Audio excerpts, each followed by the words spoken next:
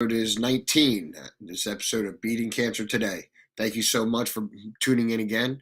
As always, you can find us on just about every platform on social media under the title Beating Cancer Today. We're currently in the process of moving a lot of content over to Rumble and Patreon.com.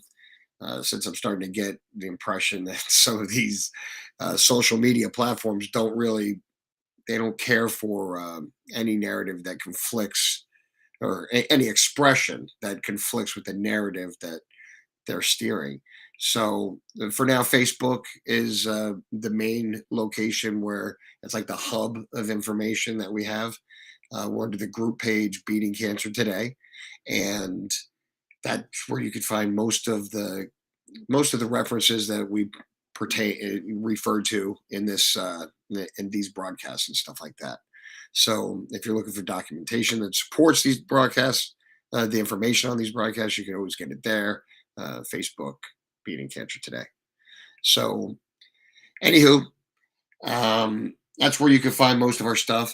And listen, I gotta plug it, please share these videos and ask the people that you share those videos with, ask them to share with their friends also, so we could grow this platform and get the information to the person that really needs to hear it. Um, Jimmy, my Malinois, is here, and he just wants everybody to know that he's here. So my all-time disclaimer: Hey, I you need to know that I'm not a doctor. I have no medical training whatsoever. I'm just a United States Marine who was diagnosed with stage 4 colorectal cancer. And despite all of the efforts of Western medicine, all of my options were exhausted and I was sent home. And instead of giving up, I found a solution in repurposed medicine. And that solution consists of 5 different ingredients that I refer to as my cancer cocktail. Those ingredients are fenbendazole. That's like the main ingredient. That's fenbendazole is the anti-parasitic medication, the horse dewormer, if you will. And I use the paste version of that, made by Merck. And cimetidine is the second ingredient.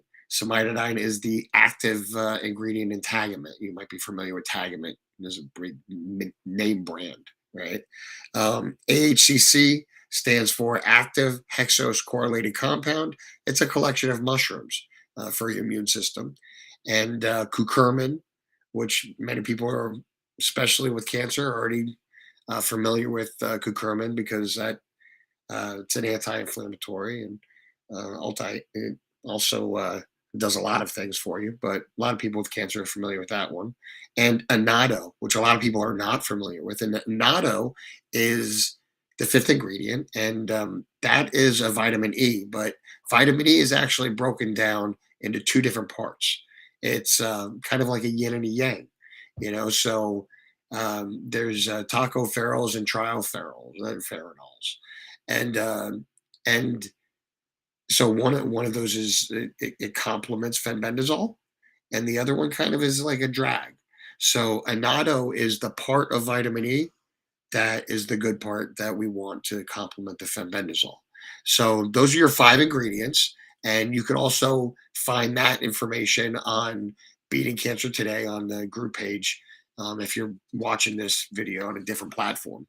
So all of these ingredients were selected based on a logic and clinical evidence, right? There's clinical evidence that was published by a major cancer institution within the United States. So I didn't base my decision on science. I didn't base my decision on science. I based my decision on the logic that was based on their published scientific documentation through Western medicine science, right? That's what I did. It's their science. I based it on logic personally. That was the logic was based on their science. So I didn't try to create anything, right? This was not something that I just willy nilly just, was in a laboratory, all these drugs had already been clinically tried by a major cancer institution and they published the results of that. They were successful. So I just used logic and put five things that complemented each other together based on their science. So, anywho, that was it, I wasn't trying to commit suicide, right? I just want everybody to know that this five ingredient cocktail, I didn't get radical and all crazy. I based it on the logic that, and I used their scientific evidence to reason with the logic, right? So this was it was a desperate attempt at the time, to stay alive, and it was based on the information published, that within the same system that I was already being treated by. I was being treated by Western medicine, and this information was being published by Western medicine. So the same doctors were that were treating me, that were giving me the poison, were actually publishing these other studies too. They're all in the same system. So when you consider things from that perspective, this is a very reasonable solution to a very curable disease. But folks, today I didn't want to talk about science or disease as much as, I mean, a little bit, because that's what we do. But as much as I want to talk about other things, I want to talk about, um, well, you've heard me mention it. Um, you've heard me mention it a lot, actually, in previous episodes, right? And I want to talk about it more about a member of your support team, right? You've heard me talk about support before, and but this is kind of specific to a specific member of your support team. In the past, you've heard me declare that the importance of a cancer patient surrounding themselves with a support circle. It's it's an absolute must, and that system is vital. It's absolute vital. The biggest task that they have is building that cancer patient into a savaged warrior who will be triumphant in the battle against cancer. That's your job. Each member of your support system will typically play a different role. Someone will be there for a spiritual guide. Someone will be there for a shoulder to cry on. Someone will be there to understand the medical jargon. Someone will be there. Someone will be a nurturer and someone to hold your hand when it needs to be held the most. That person is usually the one who provides the kind of support that hurts a little bit. It hurts them a whole lot. For me, amongst other roles, my wife provided the ministry of presence. You see, it kind of sounds silly, right? The ministry of presence. But whenever she was writing down notes from a doctor's appointment, being a bedside nurse, juggling a financial burden, doing her own research, wondering how she's going to handle all the details when I can't. When she wasn't doing all that stuff, I would find a minute to tell her thank you. And she would always laugh, and she would say, I'm not doing anything and right now, like we were in a pause of her being my caretaker, right? So I would say thank you when I could, and usually it was at the times where she wasn't really doing anything, right? So she was merely holding my hand at that time. During that moment, she was just holding my hand. And and in that moment, I realized the importance of having somebody to provide in the most simplistic way, just the ministry of presence. I often said that I have the easy job, right? We talk about that all the time. All I have to do is be sick, right? My wife had the difficult job of watching it all happen. My wife had the difficult job of watching it all happen and coping with it and then having to clean up after it. The person who provides the ministry of their presence is often an unsung hero that nobody ever acknowledges because everybody's all focused on the sick person. So they really don't acknowledge the person who provided the ministry of presence.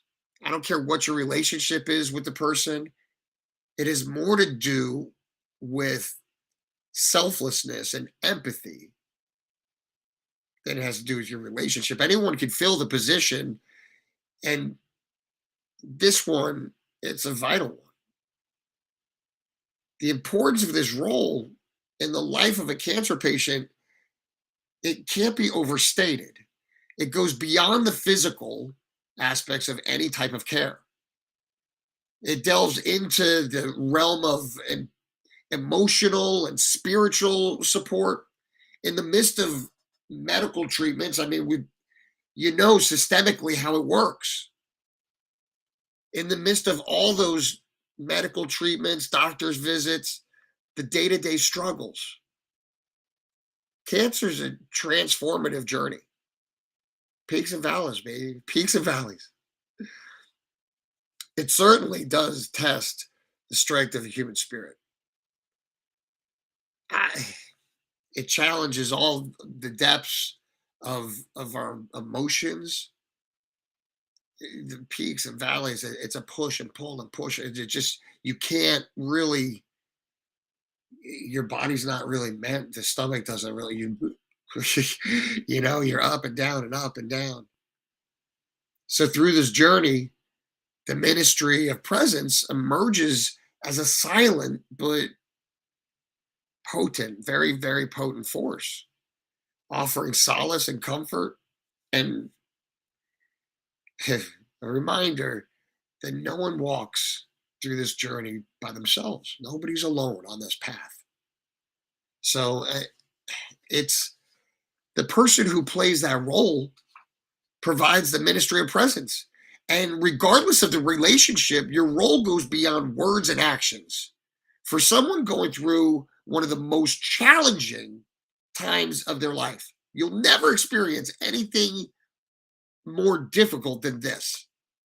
It's a very thankless job, and you tend to get shit on a lot. But the person who's providing the ministry of presence is the energy behind the machine. Your presence becomes like a haven. It's like a sanctuary. When you're sick and vulnerable, all of your fears and hopes, the rawness of the emotions can be shared without any judgment. That's that's so important. You'll stand out as a pillar of support, reminding everybody that's battling cancer that they're not defined by their illness. They're surrounded by people that care. They're not there to treat you as a victim, but they genuinely give a shit. It's just such a selfless job. And if you've ever been in that state of vulnerability, it's I couldn't have done it without people being present and providing the ministry of presence. It's an emotional roller coaster, for everyone. So sometimes it may feel a bit abusive. I know that I abused plenty of people that deserve better. Despite the sick people who play the victim, nobody wants to be the sick kid in the corner. There's some victims out there. I'm not talking to people like that. Nobody here's a victim. Despite those people, none of us want to be the sick kid stuck in the corner. That, ooh, I hit the mic. Sorry, I hit the mic. Check, check. Nobody, none of us want to be the sick kid that's stuck in the corner. All right, that nobody wants to be around, or somebody who brings the spirits of things down. I remember when I was really at the sickest point there, I would walk into a room and there was energy. The energy changed. It's like everything was festive, and then the cancer kid walks in, and it's like, oh, it's just it really just brings the presence of mortality into the picture, right? So nobody wants to bring social spirits down, when you're at a social gathering, because your presence and appearance is synonymous with cancer and sadness. In in the quiet moments, um, in the shared silences, in the moments that my wife would just be there providing the ministry of presence, just being there, holding my hand, just being able to feel the skin on her hand. I just like it, the genuine expression of care. That in that ministry of presence, it communicated everything that I needed to hear. And when you're sick and you're trapped inside your head, I certainly knew that I wasn't alone, and that my journey mattered. She not only provided the ministry of presence, but she said, "You go, I go. We're in this together. We are ride or die. I will move mountains to see you get healthy." That's the reassurance that I needed. Nothing could stop me. I was all the way up. Nothing could stop me. I had I was Kevlar at that point. The person providing the ministry of presence is bagged with a lot of shit, man. But oh my god, the power that she had. I mean, when you hold that kind of power and you could bring that kind of energy to something, so Thanksgiving's quickly approaching, right? Everybody's freaking out in my family, and because it's a big gathering, and we're all very aware that my parents are aging, and so we're all making travel arrangements, and it's a big deal, that we're all together. Especially we don't normally get together, so this is it's a big deal. So we know only one thing that they care about, is that my parents care about, is that we're all together. They want to have all their kids in the same place at the same time. That's when it brings them the most happiness, right? So initially, when I think about everybody getting together and all that chaos, it creates a little anxiety. And sometimes during the anticipation of everything coming together to celebrate the holiday with my parents, oh, we're collectively providing the ministry of presence to my parents. And for me, on this Thanksgiving, I'm thankful for their presence. So you gotta not think of the negative and focus on the positive. You know, I think it's important to remember the power that we hold to make a difference simply by just being present for someone who's in need. In the face of, I mean, in the face of cancer, your presence becomes a gift, a beacon of light that dispels all the shadows of loneliness and fear.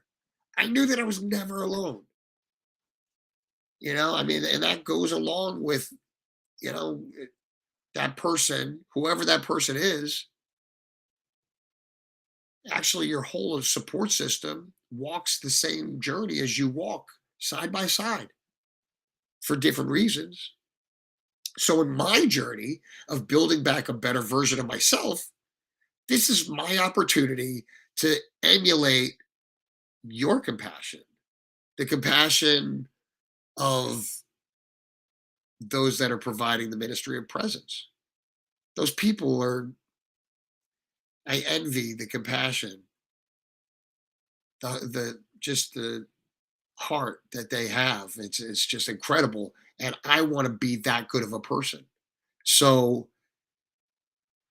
I just the this is my opportunity while building back a better version of myself to emulate the person who's providing the ministry of presence, emulate that person's compassion, empathy, selflessness. You see, the people that I have chosen to be in my support circle have truly built an absolute warrior because it's to their credit, amongst other things, to their credit, right? I am winning this battle against cancer, and it's to their credit. So I mean, all credit goes to God, but God put those people in my life. So God made those people available to me. God somehow, some way convinced those people to commit to my entire journey, ride or die. They've never bailed. And at some point in time, they've all provided the ministry of presence. So I guess I guess when it really comes down to it, right? I'm just winning this battle is amongst other things, it's because of them. And one of the other things that I attribute things to is again, insert my cancer cocktail, fenbendazole, Tagamet or cimetidine, AHCC, active hexose correlated compound, curcumin, which you're already familiar with as an anti-inflammatory, and annatto, the only good part of vitamin E. That's the 5 ingredient cocktail, my cancer cocktail, that has gotten me 8 consecutive scans up to this video. And it's also produced no evidence of disease for going on 2 years now. So this is coming right out of hospice. So you know what? It's my cancer cocktail, and I think it's all part of God's plan. It's watch the previous videos to show how I came into my journey, but I guess what it really comes down to is that I wanted this episode to be in recognition of those people that are in all of our support systems, our support circles, and especially those that provide the ministry of presence. Because whether it be for someone with cancer or someone that could just use the conversation, the ministry of presence is the most powerful thing you could provide. And during this Thanksgiving season, you guys are truly appreciated. And I'm thankful for all of you guys. Speaking of Thanksgiving, that falls on next Thursday, which is a day that I broadcast on. Normally, but as previously stated, I'm going to normally I would just broadcast from wherever, but I, I I am going into a little chaotic situation.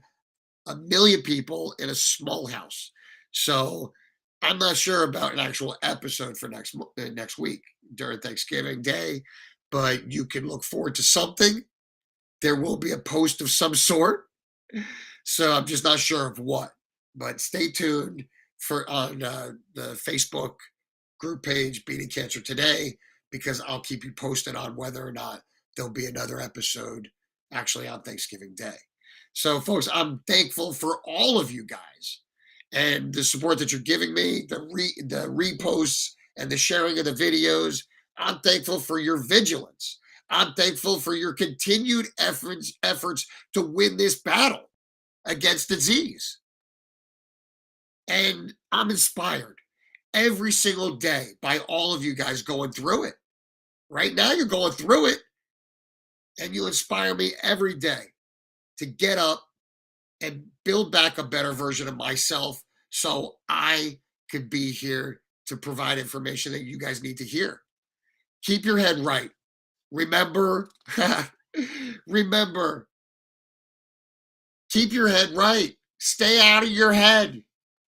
Don't get too overwhelmed with your thoughts. Remember, your body is going to give out long after your brain. Your body is going to continue to keep winning, regardless of whether your brain gets sad or depressed or whatever. You can ask any fighter. Your body will follow your head. If your thoughts are going down the tube, your health is going to follow it. So keep your head right. Stay out of your head. Don't get caught up in your thoughts. Stay away from negative shit. In the heart of every battle, resilience is born. You're not defined by the struggles that you face, but the courage of which you face those struggles. How do you confront them? You're not a victim. You cannot consider yourself a victim. This is just some shit that happened, man. You're not a victim. Remember, there's a warrior inside of you. That warrior is capable of overcoming any adversity. I spoke about it last week, how every obstacle should be looked at as an opportunity for growth. Every step in your journey is a brick, and every setback is an opportunity for a comeback. Every step in your journey is a brick, and every setback is a setup for a comeback. So at the end of the day, when all the dust settles and all the smoke clears, the one who plays the largest role in this ministry of presence, the one that you could count on all the time, every time, any place, every place, would be God. So now that you know the importance of having someone who provides the ministry of presence, who better than to have if you don't have God in your life? That would be a good place to start. Folks, I'll see you next time. Appreciate everybody. Find the good in everything. Avoid the negativity. Stay vigilant and be a warrior.